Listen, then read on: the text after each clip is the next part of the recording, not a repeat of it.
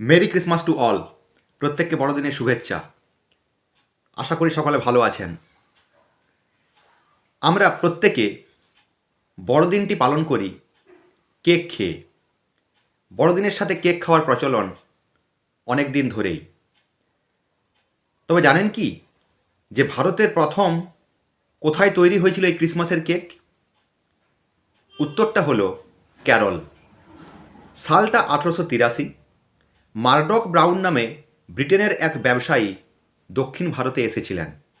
বড়দিন আসন্ন, কিন্তু মারডক তখন নিজের দেশ থেকে শত শত মাইল দূরে। তাই দুধের স্বাদ ঘোলে মেটানোর চিন্তাভাবনা করেন তিনি। বড়দিন উপলক্ষে কেক খাবেন বলে স্থির করেন মারডক। কিন্তু ভারতে তখন কেকের প্রচলন হয়নি, তাই ফ্যাক্টরি বা কারখানার প্রশ্নই আসে না। তিনি তখন চলে গেলেন এক বিস্কুট তৈরির কারখানায়। সেই বিস্কুট তৈরির কারখানার মালিক ছিলেন মাম্বালি বাপু। তার কাছেই মারডক বড়দিনের জন্য কেক বানিয়ে দেওয়ার আবদার করেন। কিন্তু বাপু তো জানেন না কিভাবে কেক তৈরি করতে হয়। অনেক কষ্টে কিভাবে কেক তৈরি করা হয় তা বাপুকে শেখালেন এক ব্যবসায়ী।